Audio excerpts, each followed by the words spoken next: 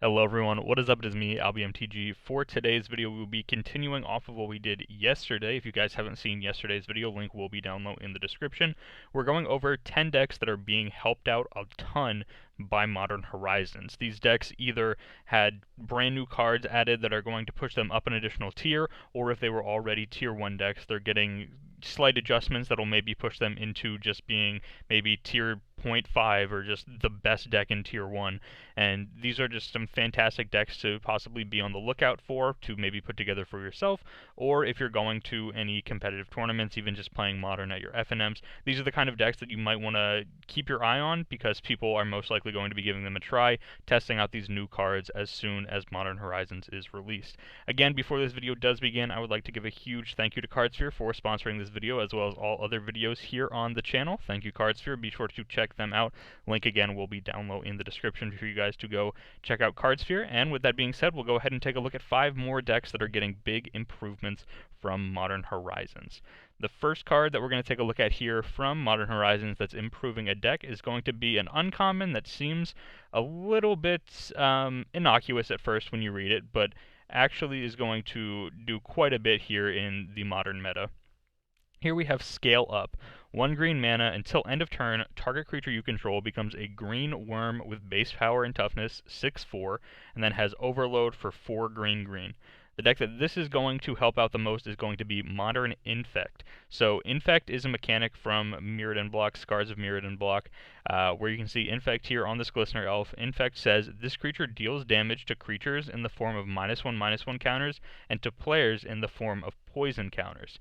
And so with these poison counters, it only requires 10 poison counters to defeat an opponent, instead of the normal 20 damage that you would have to deal normally in a game of Magic. So it takes advantage of these Infect creatures like Glistener Elf, Blighted Agent, as well as this land with Infect, Inkmoth Nexus, to go ahead and just try and do 10 points of damage instead of the full 20, and then defeat the opponent as fast as possible. To make sure that they can do that, they run a ton of pump spells: Blossoming Defense, Distortion Strike, Groundswell, Might of Old Krosa, Mutagenic Growth, Vines of Vastwood, and Becoming Men's all give an additional power to the Infect creature, which means that the opponent dies faster. And what's very, very important about this new card, Scale Up, is for 1 mana, power and toughness 6/4. So this is going to be, because all of the creatures in the Infect deck are 1/1s that have Infect.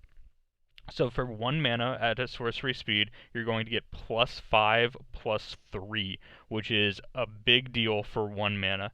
Right now, the best pump spell in the deck is currently Might of Old Krosa, which is 1 mana, and then if you cast it at sorcery speed, then it gets +4/+4, which of course +4/+4 is not quite as good as +5/+3 with this new card Scale Up. Another thing to keep in mind with Scale Up, I know a lot of people saw it at first and thought maybe it isn't as good as some people thought. First off, the Overload in the Infect deck, the Overload is going to do absolutely nothing. This just says 1 mana sorcery speed, and then the top half of the text here, this Overload will most likely never be relevant. I'm sure someone will make it relevant at one random point in a game, and you'll have a nice, cool story about it, but for most of the time, it's just going to be this top part here. But you can see that even though it turns it into a green worm with base power and toughness 6/4, it doesn't lose its abilities, which means that it still has Infect. And so if we use Scale Up on something like a Blighted Agent suddenly becomes a 6/4 that can't be blocked. If we use it on something like an Inkmoth Nexus, it suddenly becomes a 6/4 with flying. So these just make the opponent die so much faster for these Infect decks. They keep the Infect, they keep their keywords like the flying or the ability of the Blighted Agent being unblockable. It's just going to be so good in this deck, and personally I'm very excited to play with it, because actually I'm playing in my first Modern tournament with Infect tonight. I've been putting the deck together for about a month now and finally have all the pieces together, and I'm very excited for it, and I managed to put together the Infect deck at just the right time, and I can't wait to have Scale Up come out in Modern Horizons and give it a try. The next couple of cards that we're going to take a look at here are actually some white cards. So we'll scroll back up here to the top, where we're going to take a look at two different decks that both take advantage of the same two cards. So the two cards we're going to be talking about here are Giver of Runes, which is 1 mana for a core cleric, 1/2, and then says tap another target creature you control gains protection from colorless or from the color of your choice until end of turn. And then the other card is going to be the Ranger Captain of Eos, 3 mana, 3/3 human soldier. When Ranger Captain of Eos enters the battlefield, you may search your library for a creature card with converted mana cost 1 or less, reveal it, put it into your hand, then shuffle your library, and then it has an additional ability that says sacrifice Ranger Captain of Eos. Your opponents can't cast non-creature spells this turn.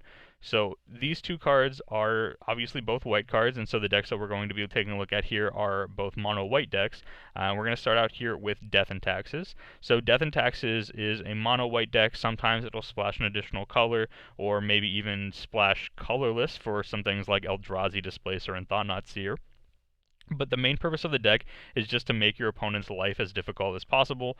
There are a ton of fetch lands in Modern, and so we play cards like Leonin Arbiter, which says players can't search libraries. Any player may pay 2 for that player to ignore this effect until end of turn. So if they want to use a fetch land, they're going to have to pay 2 mana every time they want to fetch. And then we have cards like Path to Exile and Ghost Quarter, which make them fetch, or which make them search their library. And if they can't search their library, they don't have the 2 mana for the Leonin Arbiter, then Ghost Quarter basically just becomes Strip Mine and destroys one of their lands, and Path to Exile just says 1 mana remove a creature, which is fantastic.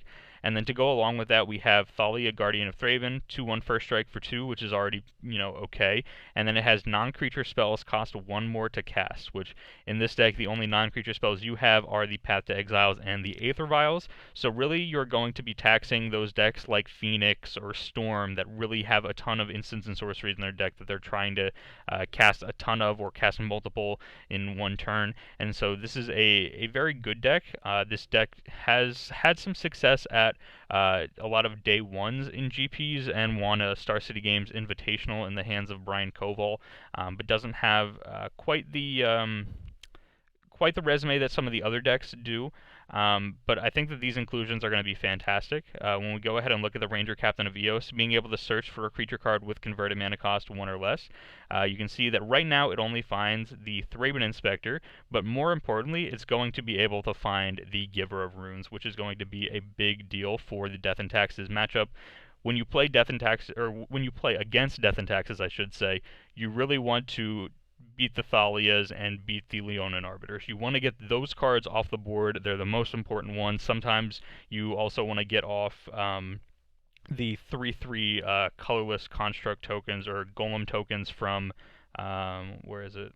Blade Splicer, there we go, creates 3/3 golem artifact creature tokens, and then they have first strike as long as the Blade Splicer's out, so that becomes a good threat to end the game. So you want to get rid of those 3 cards, the golem tokens, because they're a big threat. I guess you could also put Restoration Angel and Thalia in that same big threat category for Death and Taxes, but in terms of the taxation effects, Leonin Arbiter and Thalia are the cards that you want to get rid of, and having the ability to have your Giver of Runes protect those from removal spells. It makes your opponent use the removal spell on the Giver of Runes before they can use any removal spells on your other creatures, because if they target your other creatures with, let's say, a Fatal Push on your Thalia, they've already paid 2 mana to do that Fatal Push, and then you just Giver of Runes, activate it, give the Thalia protection from black, so then the Fatal Push just fizzles, does nothing, and they basically just wasted a card, and when they should have targeted the Giver of Runes. And then the Giver of Runes, takes that Fatal Push, and then maybe they have to draw an additional removal spell later on then to deal with the Thalia, or they have to draw, some other answer to these cards because the Giver of Runes was causing them to require an additional removal spell.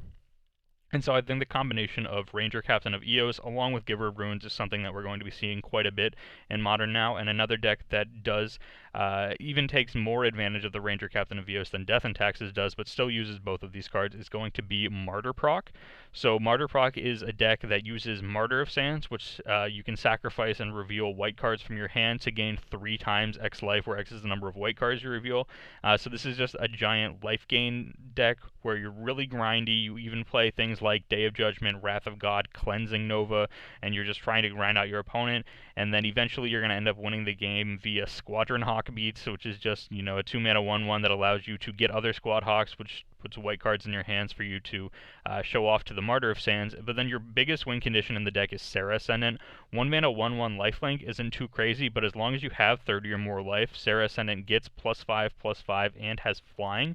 So this suddenly becomes a 6/6 flying lifelinker as long as you have 30 or more life, which is pretty easy with the Martyr of Sands in your mono white deck. And so it makes the Giver of Runes as well as the Ranger Captain of Eos very good in this deck, is that you can protect the Serra Ascendant, which is your biggest win condition. You can even protect your Martyr of Sands if you're hoping to use your Martyr of Sands at a different point in time, and maybe your opponent's trying to get you to use it now. Maybe it would be more convenient for them to do so because maybe they have a Skullcrack in hand or something to prevent all that life gain. But having the Giver of Runes allows you to protect the Martyr of Sands, allows you to protect the Serra Ascendant, and then the Ranger of Eos, not just the Ranger of Eos, the Captain Ranger of Eos, I should say. This deck already plays Ranger of Eos as well. But the Ranger Captain of Eos, the new one from Modern Horizons, allows you to find your Martyr if you need the life gain, and allows you to find the Serra Ascendant if you need the threat to, defeat your opponent, and then can also find the Giver of Runes if you need protection for either of those other pieces, the Serra Ascendant or the Martyr of Sands. So I think that this deck becomes quite a bit more playable with these inclusions from Modern Horizons. Again, it's not the kind of deck that has a crazy resume. I believe it went 9-0 at an SCG event, an SCG Open at one point, but hasn't really put up a ton of results since. But this is a personal favorite of mine, and I would like to see some Martyr Proc players testing out these new cards, because I think the deck does get quite a lot better with these new cards from Modern Horizons. Next up, we're going to take a look at, again, another fan favorite, but one of my least favorites. We'll go ahead and take a look at what Pillage is going to do to the format. So 3-mana sorcery, destroy target artifact or land. It can't be regenerated. So what kind of deck do we know of in Modern that likes destroying lands? Well, that takes us to Ponza. Ponza kind of died off for a little bit. There hadn't been too many players playing Ponza, and then suddenly over the past couple of days there's been a little bit of a resurgence of Ponza here, with it going 5-0 in 2 leagues over the past couple of days.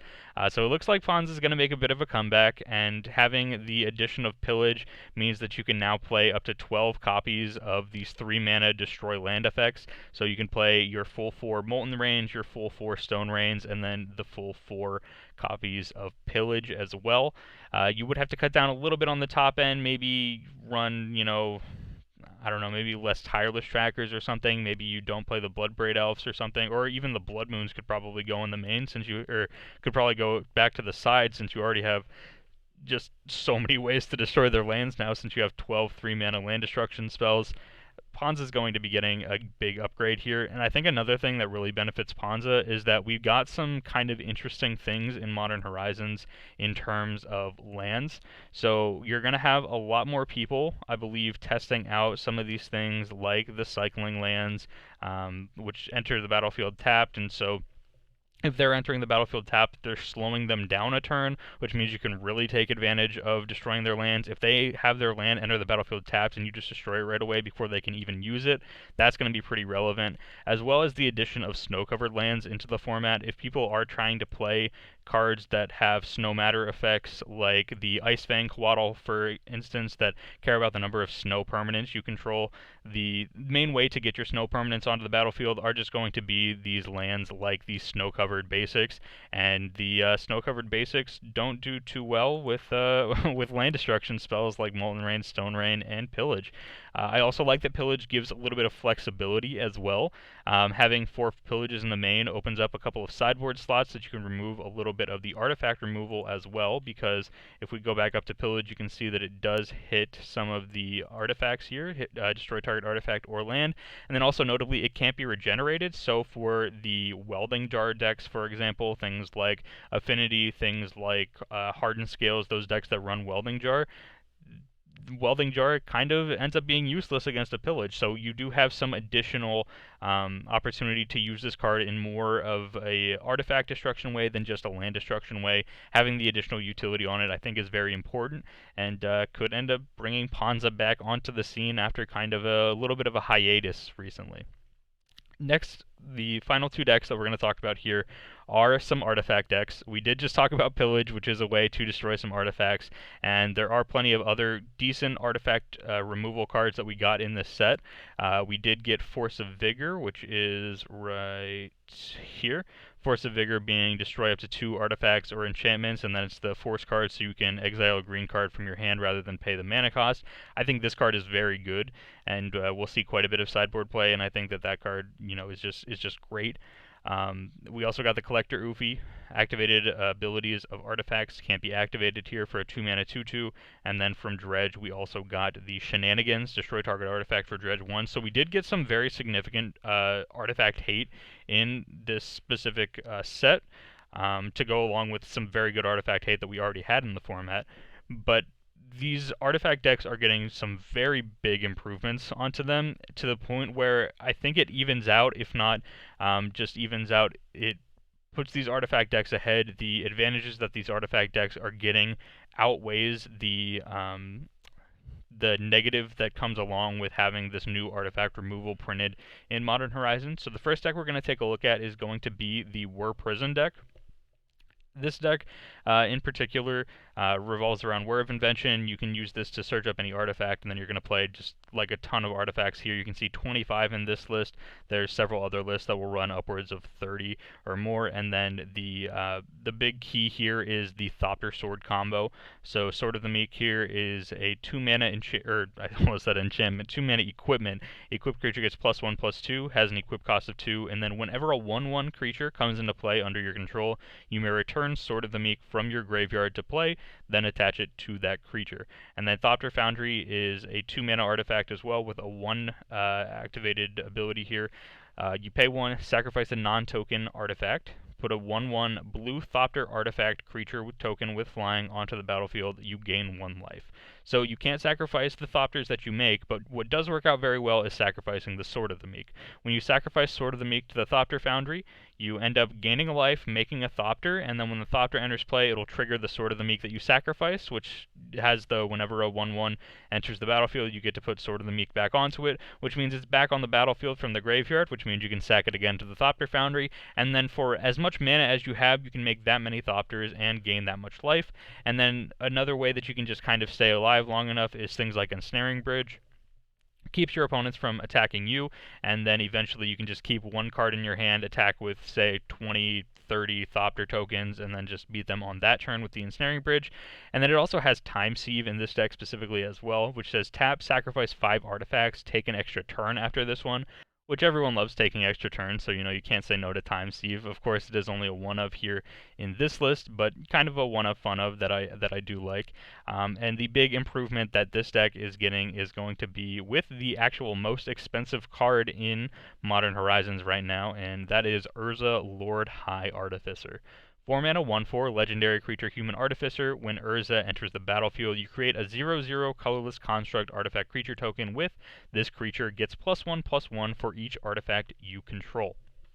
So again, you're an artifact-based deck. You're going to have essentially, let's say, 5-ish or more artifacts out on the battlefield. So comes along with, let's say, a 5/5 token, for example. 4 mana for a 1/4 and a 5/5 seems like a pretty good deal already.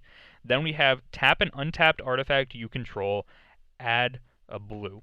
What's really important here is that the tap an untapped artifact you control is part of Urza's ability and not an ability on the creature that, let's say, for example, the Thopter Sword combo. The Thopter tokens that come in, they would have Summoning Sickness because you just made them on that turn. So normally, if you had an effect that say like all artifacts you control have tap, add a blue to your mana pool, you wouldn't actually be able to use that on that turn because the Thopter tokens have Summoning Sickness. But because this is an ability on Urza and not on the Thopter tokens themselves, you can tap them right away, which is super, super important with Urza here, because then you also get to add in essentially infinite mana, because you can do the Thopter combo over and over again, because like I said when we looked at the combo, you can do it for as much mana as you have. So as long as you have mana to put into the Thopter Foundry, you can then make that many Thopters, gain that many life.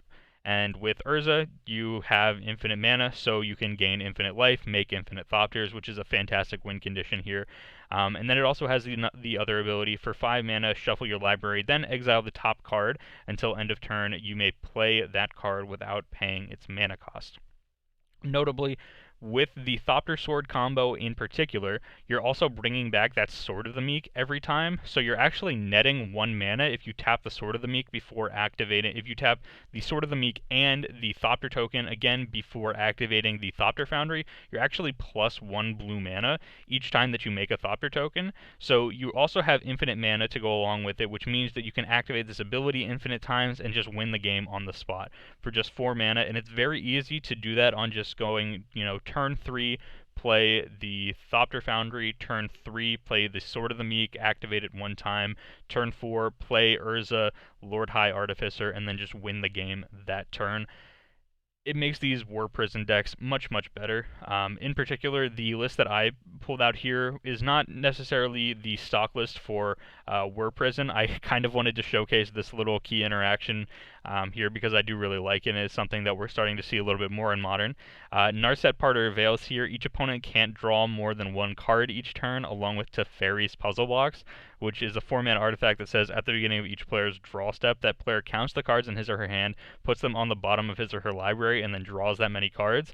So essentially, you can make your opponent discard their put their entire hand back to the bottom of their library and then just draw 1 singular card. If they had, let's say, 7 cards in hand, for example, they put them all back to the bottom and then only get to draw 1 because of the Narset and the Teferi's Puzzle Box. I just wanted to showcase that little interaction, so I chose this list in particular, but there are several other lists. If we go here, you can see a more stock list for War Prison. This one being with Karns and then up to 29 artifacts, so even more than the list that we were looking at previously. And then because it has Karn, it also has a bunch of just like one-of artifacts here in the sideboard as well. So that's just your basic War Prison deck, and all of them, again, running the Sword of the Meek, Thopter Foundry combo as their main win condition, which becomes so much better with Urza, Lord High Artificer. And then the final card that we're going to take a look at here, the final deck for this video, is we're going to come down here to the colorless cards, where we're going to take a look at a Construct Scrapyard Recombiner. For 3 mana, you get a 0/0, which doesn't seem great, but it has Modular 2, which says that this creature enters the battlefield with 2 +1/+1 counters on it. When it dies, you may put its +1/+1 counters on target artifact creature. And then also has the ability that says tap, sacrifice an artifact, search your library for a construct card, reveal it, put it into your hand, then shuffle your library. The card, or the deck that this card is going to shine the most in, is going to be a deck that's already tier 1 in Modern, and that is Hardened Scales. Hardened Scales, basically all of the creatures that we have here are constructs, aside from the Arcbound Ravager, which is a beast, and aside from this Spellskite that this person is playing in the main as well. But when we look at Hangerback Walker, it's a construct. Walking Ballista, construct. Arcbound Worker, also a construct, and then Steel Overseer would be a construct as well, along with any additional copies of Scrapyard Recombiner. If you wanted to search for another one in particular, then you would be able to do that if you wanted to as well. But what really shines here is that it has the modular ability, which works fantastic with Hardened Scales. Anything +1/+1 counters related works great with Hardened Scales, which says if 1 or more +1/+1 counters would be placed on a creature you control, that many +1/+1/+1 counters are placed on it instead. So essentially, if I was supposed to put 1 +1/+1 counter on a creature, then I would get to put 2 on it. If I were to put 2 +1/+1 counters on a creature, then I would put 3 on it instead. And so if we have a Hardened Scales out, then the Scrapyard Recombiner with its modular 2 just comes in as a 3/3. But notably, because of modular, we have the ability to sacrifice it to its own ability to move those counters onto another creature that could maybe use those counters a little bit better.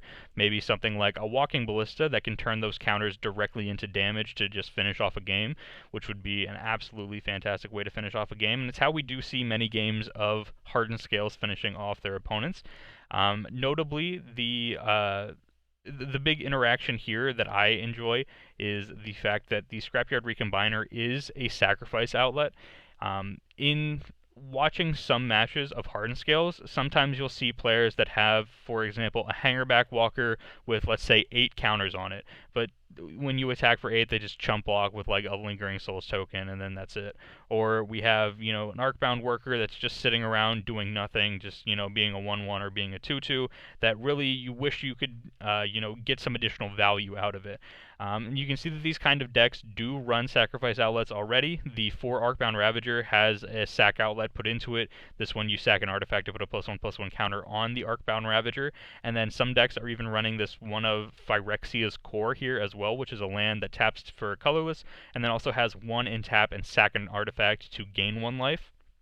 But the big thing here is that these sacrifice effects allow you to, again, for your hangerback walkers, allow you to get those Thopter tokens instead of just having a giant hangerback walker, which, again, could be chump blocked forever, but they can't chump block 8 Thopter tokens forever, for example. The Arcbound Ravager has a sack outlet built into it, so the Arcbound Ravager doesn't really, you know, need to take advantage too much of the Scrapyard Recombiner, but for the matches where you don't draw Arcbound Ravager, which is just clearly your best card in the deck, for those matches, having the Scrapyard Recombiner to act as a sacrifice outlet that the Arcbound Ravager, like in the games where you don't draw the Arcbound Ravager, is very important for this deck. You could even see players just stop playing the Phyrexia's Core altogether, and maybe then would have access to you know, a different land that they could possibly put in, a different utility land instead of just the Phyrexia's Core. And again, I think that this deck is already fantastic.